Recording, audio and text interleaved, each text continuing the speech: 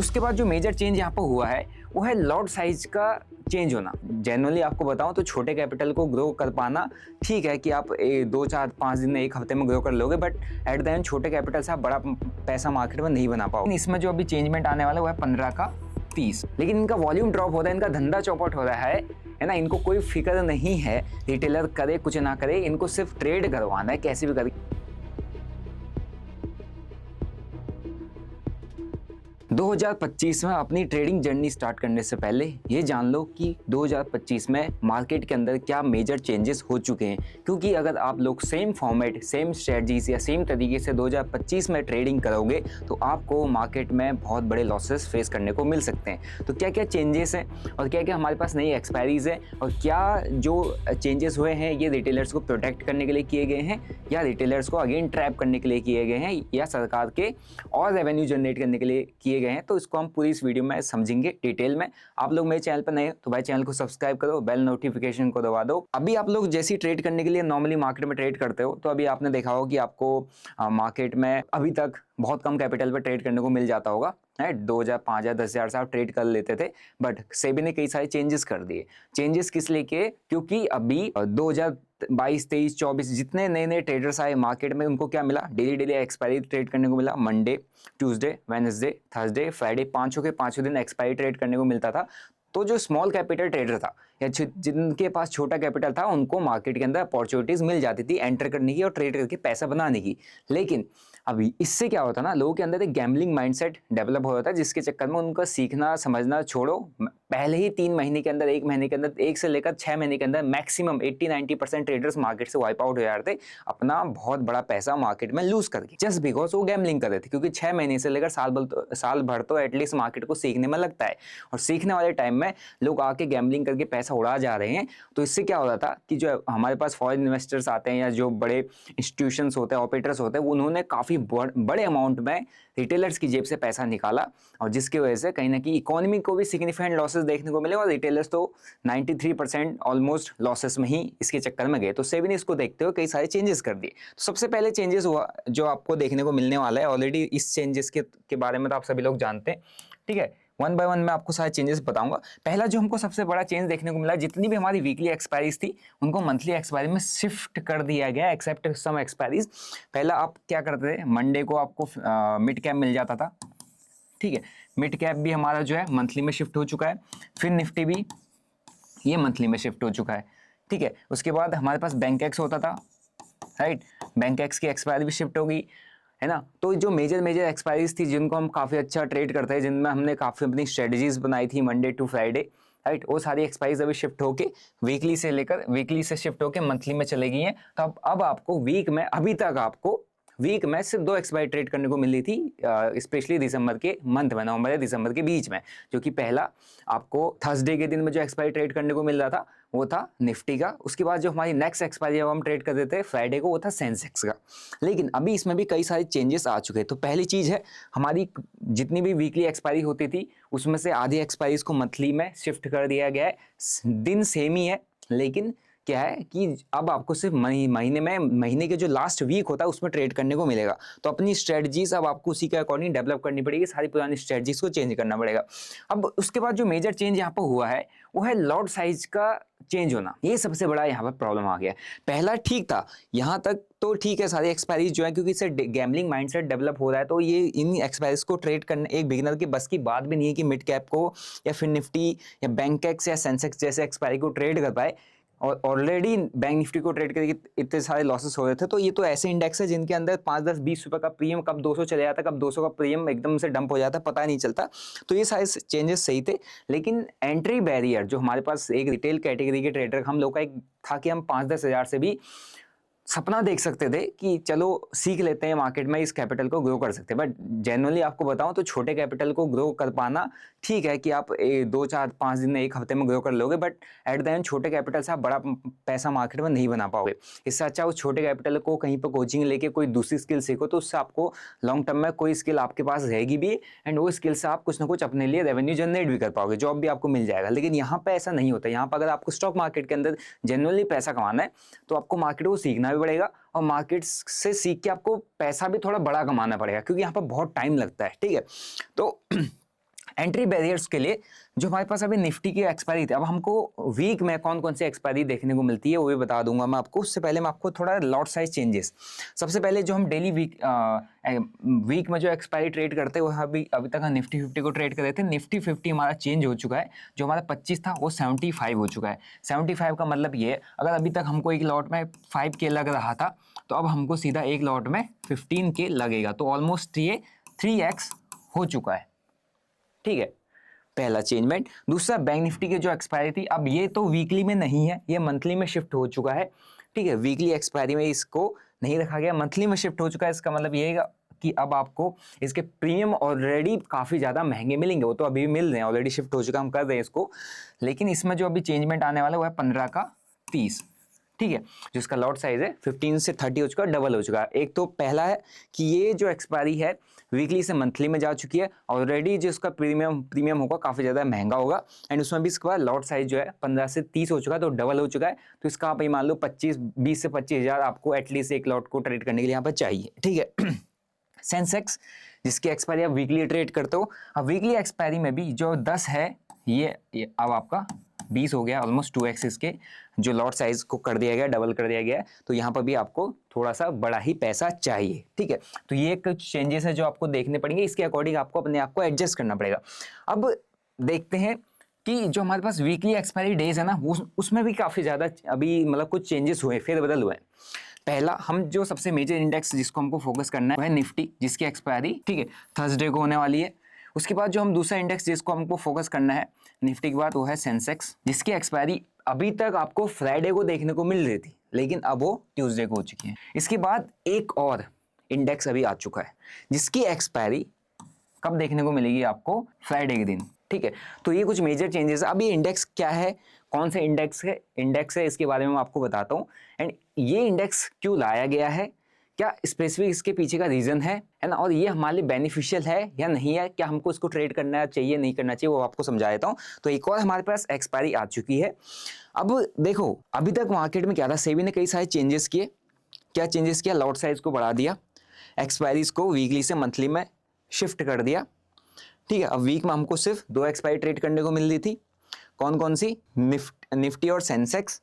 Friday को मिला था, उसका चेंज करके ने ट्यूसडे को कर दिया है, तो जनवरी से आपको ट्यूसडे को इसकी एक्सपायरी देखने को मिली, और जो इसका मंथली एक्सपायरी होगा वो भी ट्यूसडे को ही एक्सपायर होगा।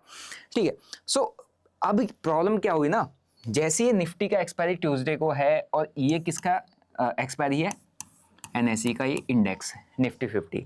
दूसरा जो इंडेक्स है सेंसेक्स, ये किसका इंडेक्स है, ये बीएसई का इंडेक्स है। तो सेबी का जो रूल है, जो सेबी ने चेंजमेंट किए इतने सारे रिटेलर्स को प्रोटेक्ट करने के लिए, इन्होंने क्या कहा कि एक जो एक्सचेंज है वीक में सिर्फ एक ही एक्सपायरी कंडक्ट कर सकता है, बाकी सारी एक्सपायरीज को मंथ एंड में मंथली एक्सपायरी में शिफ्ट कर दिया जाए। निफ्टी ने अपनी एक्सपायरी रखी एनएसई की, है ना, एनएसई की एक्सपायरी निफ्टी है, बीएसई की एक्सपायरी जो वीकली है सेंसेक्स है।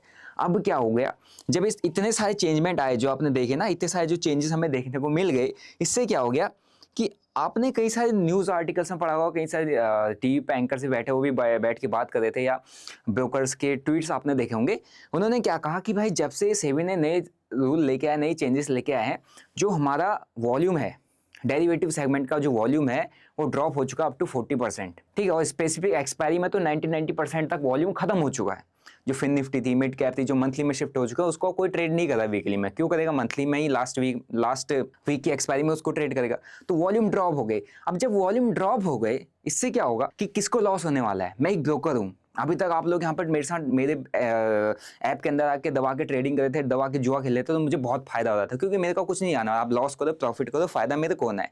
लेकिन इससे लॉस हो रहा था ब्रोकर्स को, ब्रोकर्स के साथ साथ इससे लॉस हो रहा था एक्सचेंजेस को, क्योंकि आप एक्सचेंज ट्रांजेक्शन चार्जेस देते हो जब भी आप ट्रेड करते हो।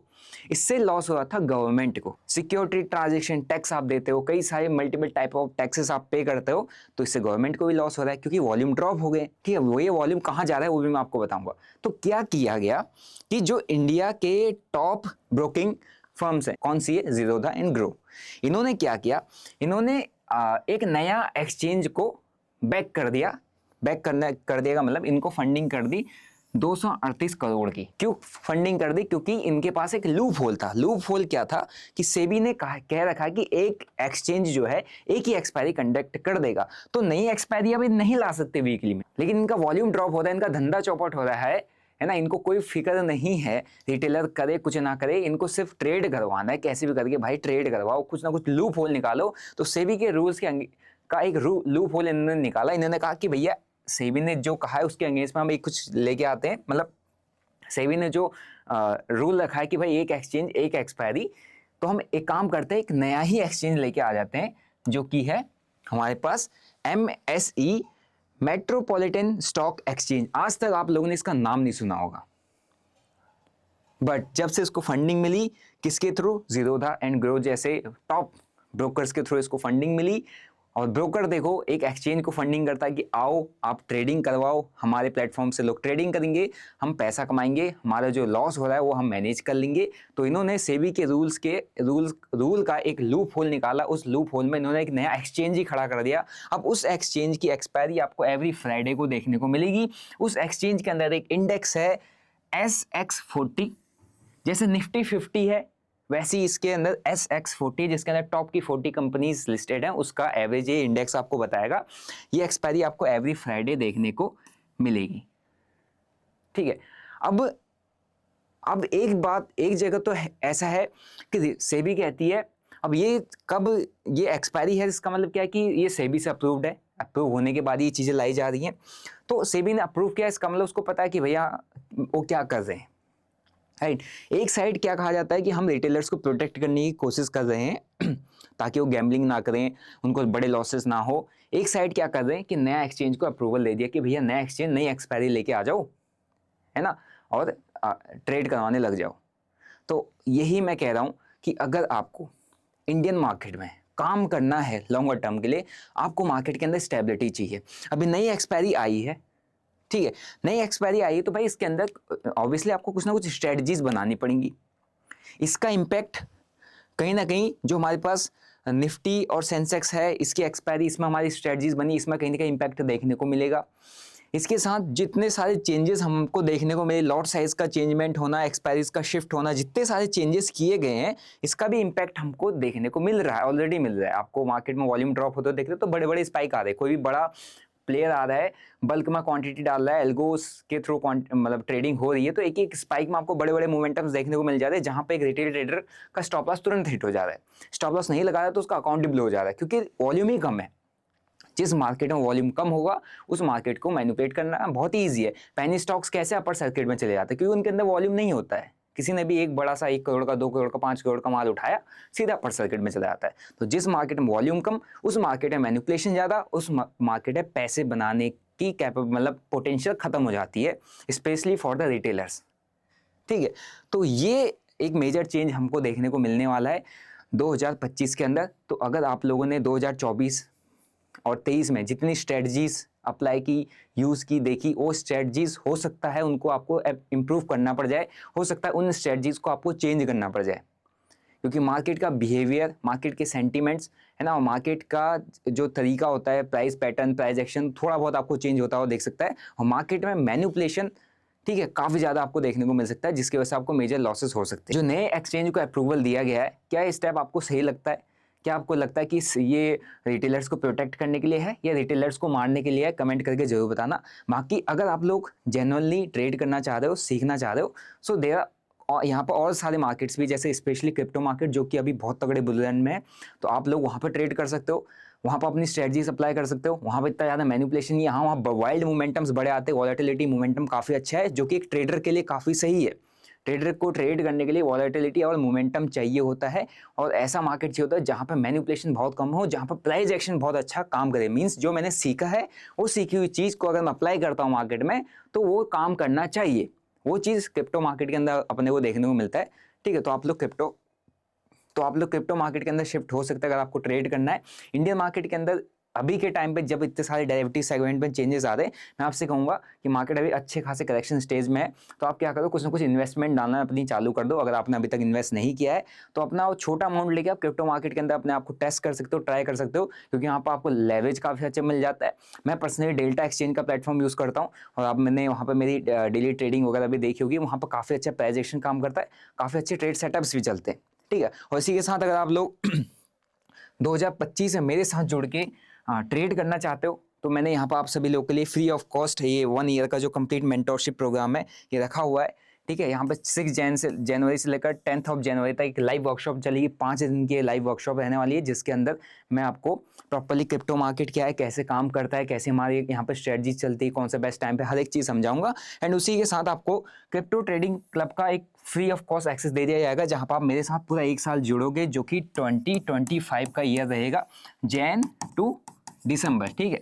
दिसंबर तक आप मेरे साथ रहोगे, जहाँ पर मैं आपको अपनी क्रिप्टो क्लब के थ्रू मेंटोर करूंगा, गाइड करूंगा, वीकली एक लाइव सेशन आपके साथ लिया जाएगा एंड उसके साथ साथ daily trade setup, market analysis, market views आपके साथ शेयर किए जाएंगे, ताकि आप क्रिप्टो मार्केट को डीपली सीख सको, ठीक है। एंड उसके साथ क्रिप्टो ट्रेडिंग का जो कंप्लीट कोर्स है उसका भी फ्री ऑफ कॉस्ट आपको एक्सेस दे दिया जाएगा।